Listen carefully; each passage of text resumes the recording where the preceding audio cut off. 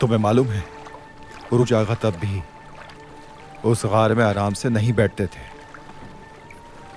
उन्होंने इसरार किया कि गार का जायजा लेते हैं। आगा ऐसा मत करे, मैंने मना किया उनको। इलियास भी उनके साथ था। मेरी बात नहीं मानी उन लोगों ने और उरूज आगा का पैर चट्टान से टकराकर जख्मी हो गया। बहुत दर्द हो रहा है क्या? नहीं, मजीद ताखिर किए बगैर घर जाना होगा हमें। बाबा बहुत गुस्सा करेंगे। आगा, भटक गए हैं हम लोग। रास्ता तलाश करने में काफी वक्त लगेगा। बारिश रुकेगी तो यहाँ से निकलेंगे और आप इस हालत में चल भी नहीं सकते। चल सकता हूँ मैं। आगा, क्या बहुत दर्द हो रहा है?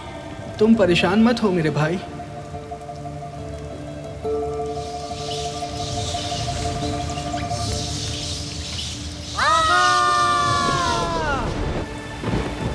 उरूज!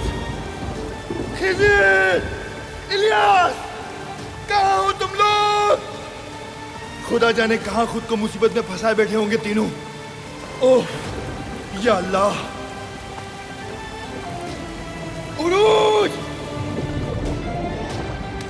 खिज़िर, उरूज।